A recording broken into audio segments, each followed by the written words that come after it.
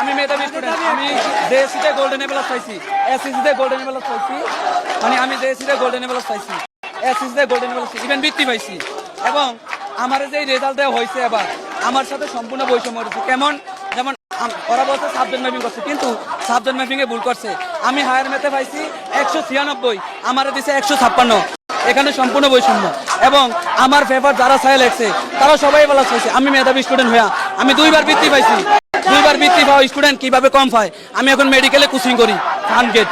আমি যেই result point আমার দিছে আমি তো কখনোই এই পয়েন্ট আশা করি না। আমার বাপ মা আমি যদি ভালো না হইতাম আমার কি ফার্মগেট কোচিংয়ে ভর্তি করতো? আমার কি মেডিকেলে কোচিংয়ে ভর্তি করতো? আমার স্বপ্ন নাই আমি মেডিকেলে পড়বো। আমি একজন মেধাবী স্টুডেন্ট, আমার সঠিকভাবে মূল্যায়ন করা হয় না। এবং বাংলাদেশে যে করা বোর্ড প্রত্যেকটা বোর্ডে সেমভাবে রেজাল্ট পাবলিশ করে না, এক একটা বোর্ডে এক রকম করে দিছে। সিলেট বোর্ডে 2টা রেজাল্ট, মাদ্রাসা বোর্ডে আমাকে যেই পরীক্ষা হচ্ছে মাদ্রাসা বোর্ডে ওই পরীক্ষা হয় নাই।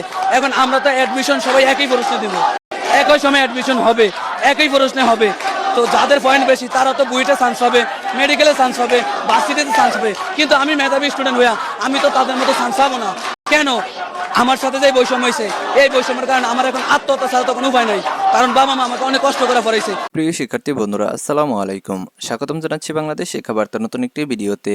2024 সালের এইচএসসি পরীক্ষার্থীরা, ইতিমধ্যে তোমাদের এইচএসসি 2024-এর যে বৈষম্যহীন রেজাল্টের দাবিতে যে আন্দোলনটা সেটা কিন্তু এখনও থেমে যায়নি। তো শিক্ষার্থীরা আজকেও কিন্তু আন্দোলন কর্মসূচি পালন করবে এবং সারা দেশে শান্তিপূর্ণ মানববন্ধন ও আন্দোলন কর্মসূচি পালন করার ঘোষণা দিয়েছিল শিক্ষার্থীরা। এটা কিন্তু আমি তোমাদের আগের ভিডিওগুলোতে জানিয়েছিলাম। তো দেখতে পাচ্ছ আজকে কিন্তু তোমাদের একটি ব্যানার দেখাচ্ছি। এটি কিন্তু ময়মনসিংহ শিক্ষা বোর্ডের শিক্ষার্থীদের একটি ব্যানার। তো এখানে দেখো ব্যানারে লেখা আছে যে বৈষম্যমূলক ফলাফলের বিরুদ্ধে শিক্ষা বোর্ডে আন্দোলন ও মানববন্ধন, ময়মনসিংহ বোর্ড আন্দোলনের স্থান ময়মনসিংহ শিক্ষা বোর্ড।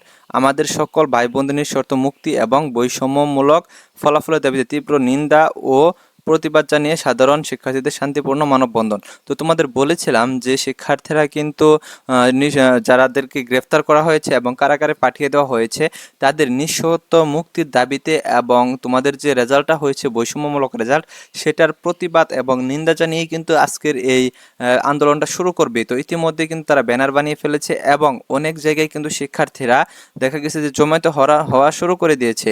তো শিক্ষা বোর্ডগুলোতে কিন্তু এইচএসসি 2024 সালের পরীক্ষার্থীরা এখন থেকে কিন্তু রওনা দিয়েছে। তারা অটোতে করে তারপরে সিএনজিতে করে রওনা দিয়েছে যে শিক্ষা বোর্ডে তারা শান্তিপূর্ণ মানববন্ধন কর্মসূচি পালন করবে।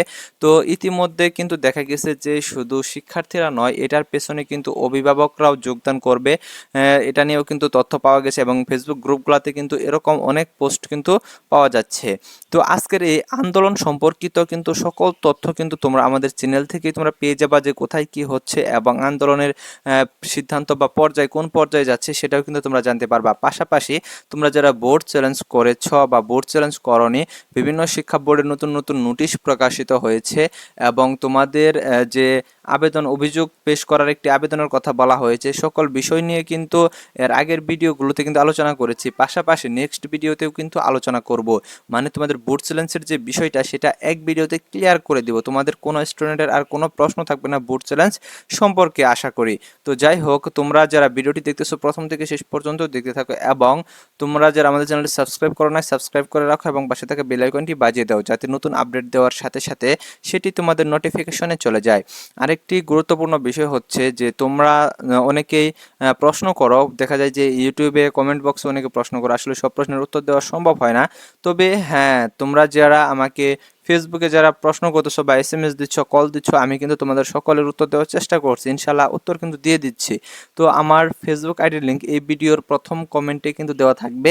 তোমরা সেখানে গিয়ে আমার লিঙ্কে গেলে আমার প্রোফাইলে প্রবেশ করতে পারবা এবং প্রোফাইলে গিয়ে অবশ্যই একটি তোমরা ফলো দিয়ে রাখবা। আর তোমাদের কোনো প্রশ্ন থাকলে অবশ্যই জিজ্ঞেস করবা, আর যদি প্রশ্ন না থাকে তাও ফলো দিয়ে রাখবা, কারণ পরবর্তী আপডেটগুলো কিন্তু আমার যে ফেসবুক আইডি রয়েছে সেখানেও কিন্তু অনেক আপডেট কিন্তু চলে আসবে।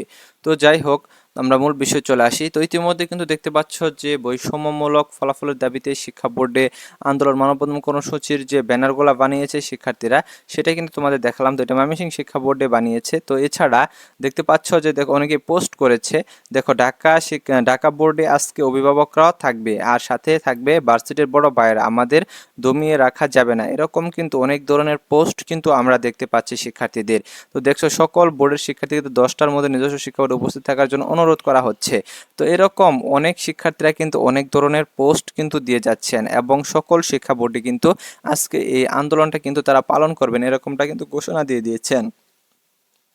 তো এই আন্দোলন আসলে কখন শুরু হয়, তো 10টার সময় যেহেতু টাইম দিয়েছে তারা, তো এটা শুরু হতে হতে একটু টাইম লেগে যাবে, হয়তো 11টা 12টার দিকে হয়তো বা আন্দোলন কর্মসূচি শুরু হবে। তবে 10টা থেকেই কিন্তু দেখা যাবে শিক্ষার্থীরা কিন্তু জমায়েত হওয়া শুরু করবে। তো এখন থেকে ইতিমধ্যে জমায়েত হওয়া শুরু করেছে, আস্তে আস্তে দেখা যাবে যে 11টা বা 12টার দিকে কিন্তু আন্দোলনটা শুরু হয়ে যাবে, যদিও টাইম দেওয়া হয়েছে 10টার সময়। তো দেখো এখানে কিন্তু অনেক অনেক পোস্ট করেছে, সবাই তাড়াতাড়ি শহীদ মিনারে চলে আসো। তো এরকম অনেক অনেক পোস্ট করতেছে শিক্ষার্থীরা গ্রুপে, সবাই বেরিয়ে পড়ো, জয় নিয়ে আসতে হবে, এরকম কিন্তু পোস্ট। তবে হ্যাঁ, তোমরা শিক্ষার্থীরা আজকে শান্তিপূর্ণ আন্দোলনের ঘোষণা দিয়েছো, শান্তিপূর্ণভাবে আন্দোলন করো। তোমরা এর আগে কি করেছিলে, সচিবালয় ঘেরাও করে সচিবালয়ের সমস্ত কার্যক্রম বন্ধ করে দিয়েছিল। একটা সচিবালয় বন্ধ থাকলে দেশের সমস্ত কার্যক্রম বন্ধ হয়ে যায়, তো এটা কোনো শিক্ষার্থীর দ্বারা কাম্য হতে পারে না। তোমরা আন্দোলন করো, তোমরা শান্তিপূর্ণভাবে আন্দোলন করো, যাতে দেশের কোনো ক্ষতি না হয়, রাষ্ট্রীয় কোনো ক্ষতি না হয়। কারণ তোমাদের আন্দোলন করার অধিকার রয়েছে, তোমাদের মতামত প্রকাশ করার অধিকার রয়েছে, সেটা তোমরা শান্তিপূর্ণভাবে করো, কিন্তু আইন শৃঙ্খলা মেনে করো এবং দেশের যাতে কোনো ক্ষতি না হয় সেটা তোমরা দেখে করো। কারণ দেশের যে সম্পদগুলো সেটা আমাদের সম্পদ, রাষ্ট্রীয় সম্পদ, এটা রক্ষা করার দায়িত্ব আমাদের। বিশেষ করে স্টুডেন্টরা কিন্তু এটার দিকে কিন্তু বেশি নজর দিবে রাষ্ট্রীয় সম্পদ রক্ষার ক্ষেত্রে। কাজেই রাষ্ট্রীয় কোনো কাজে আমরা বাধা সৃষ্টি করব না। তোমরা যারা শিক্ষার্থীরা রয়েছে তোমাদের কাছে অনুরোধ, তোমরা অবশ্যই কিন্তু শান্তিপূর্ণভাবে সমাবেশ করবা। তো যাই হোক, ইতিমধ্যে কিন্তু হয়তো শহীদ মিনারে অনেক শিক্ষার্থীরা কিন্তু চলে গেছে, কারণ দেখা গেছে সবাই শহীদ মিনারে যাওয়ার কথা বলতেছে, কেন্দ্রীয় শহীদ মিনার ঢাকায়। তো এখন এই আন্দোলনটা আসলে তোমাদের কোন পর্যন্ত যায় বা কি পর্যায়ে যায় সেটি কিন্তু দেখার বিষয় রয়েছে। আরেকটি বিষয় হচ্ছে যে তোমরা যারা বোর্ড চ্যালেঞ্জ করেছো তাদের মনে অনেক প্রশ্ন রয়েছে যে বোর্ড চ্যালেঞ্জ করলে তোমাদের রেজাল্টটা আসলে পরিবর্তন হয় কিনা।